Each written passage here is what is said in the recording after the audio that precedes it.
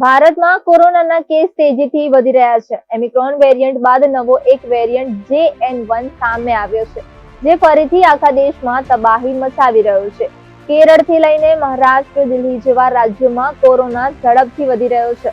સરકારે લોકોને અપીલ કરી છે કે તેઓ માસ્ક પહેરીને રાખે અને જરૂરી સાવચેતી પણ રાખે. સ્વાસ્થ્ય વિભાગ અનુસાર દેશમાં કોરોનાના એક્ટિવ કેસનો આંકડો 7,131 છે. જો કે 10,976 લોકો કોરોનાથી સાજા પણ થઈ ગયા છે.